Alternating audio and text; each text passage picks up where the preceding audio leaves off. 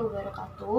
Kami dari kelompok 2 yang terdiri dari Sunardi, Atang, Abdurrahman, dan Katelia di mata kuliah Komunikasi dan Negosiasi Bisnis dengan tema negosiasi secara efektif. Pertama, saya akan menjelaskan pengertian dari negosiasi. Negosiasi dipahami sebagai sebuah proses di mana terdapat pihak ingin menyelesaikan permasalahan, melakukan suatu persetujuan untuk melakukan sesuatu perbuatan, melakukan penawaran untuk mendapatkan keuntungan tertentu, dan atau berusaha menyelesaikan permasalahan untuk keuntungan tertentu atau win-win solution. Negosiasi adalah salah satu cara antara dua orang atau lebih berbeda kepentingan, baik itu berupa pendapat, pendirian, maksud atau tujuan, dalam mencari kesepakatan atau kesepahaman dengan cara mempertemukan penawaran dan permintaan. Oke, saya akan melanjutkan mengenai komunikasi dan negosiasi bisnis, tentang negosiasi bisnis efektif. Di sini ada prasyarat negosiasi yang efektif. Yang pertama, kemauan, mau menyelesaikan masalah dan bernegosiasi secara sukarela. Kedua, kesiapan, siap melakukan negosiasi. Dan yang ketiga, kewenangan, mempunyai wewenang mengambil keputusan. Dan yang keempat, keseimbangan kekuatan, memiliki kekuatan yang relatif seimbang sehingga dapat menciptakan saling ketergantungan. Yang kelima, ketertiban seluruh pihak terkait, dukungan seluruh pihak terkait dalam proses negosiasi. Selanjutnya, holistik, yaitu pembahasan permasalahan secara menyeluruh, dan komunikasi dan rasa percaya antar sesama pihak masih ada. Langkah-langkah negosiasi bisnis. 1. Persiapan. Sebelum negosiasi dilakukan, maka salah satu pihak harus menentukan tempat dan waktu untuk negosiasinya. Tetapi penentuan ini tidak bisa sepihak, harus dikomunikasikan ke pihak lain yang diajak negosiasi apakah cocok dengan tempat dan waktunya. Kedua, diskusi. Nah, dalam tahap ini masing-masing pihak wajib melempar ide, saran, atau yang menjadi masalah utama. Semua pihak wajib memperhatikan, mendengarkan apa yang disampaikan masing-masing pihak. Selanjutnya ada win-win solution. Di sini kita harus saling berdiskusi dan mengklarifikasikan tujuannya, maka kemudian bisa saling memberikan solusi. Yang keempat, membuat perjanjian. Perjanjian yang saling mengikat dan menjadi pegang untuk bisa saling percaya. Yang terakhir, merealisasikan hasil perjanjian. Langkah terakhir adalah dengan merealisasikan hasil perjanjian yang sudah disepakati bersama. Baik, saya Sunardi akan melanjutkan presentasi dari teman satu kelompok saya, yaitu kelompok 2. Di sini saya akan mempresentasikan contoh negosiasi secara efektif.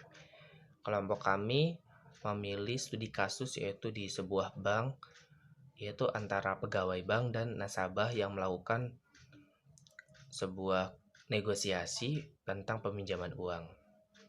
Baik, saya baca dulu percakapannya, yaitu di sini ada pegawai bank yang menyambut adanya nasabah yang datang ke bank, yaitu selamat pagi Pak, silakan duduk, ada yang bisa saya bantu?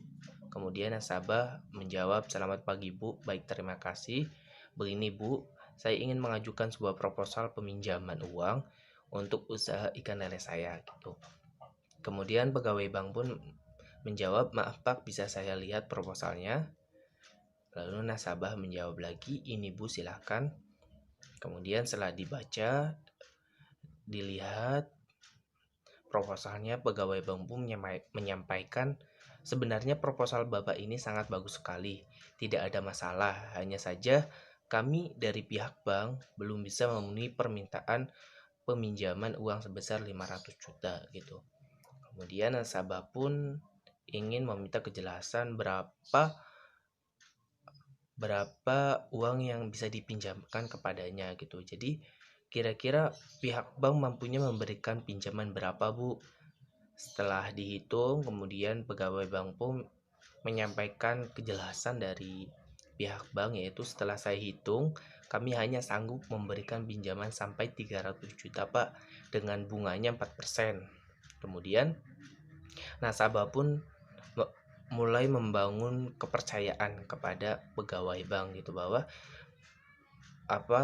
usaha ikan lelenya itu bukan usaha yang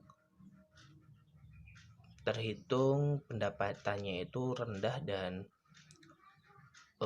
punya keuntungan yang kecil. Jadi dia ingin membangun kepercayaan bahwa ini tuh bisnis yang sukses gitu. Kemudian nasabah ini membangun kepercayaan, yaitu dengan menjawab, tidak bisa ditambah lagi ya Bu. Usaha ini sebenarnya sangat sukses. Pesanan ikan lele dari konsumen ke kami itu dari seluruh Indonesia gitu. Dana ini rencananya akan saya gunakan untuk menambah kapasitas produksi untuk dapat memenuhi permintaan ikan lele tersebut. Jadi sebenarnya itu dia tuh udah membangun usaha ikan lele itu udah ada dari dulu gitu. Kemudian dia memperluas lagi karena memang usahanya ini sudah sangat berkembang gitu. Makanya dia ingin memperluas kapasitas produksinya gitu. Kemudian pegawai bank karena ada suatu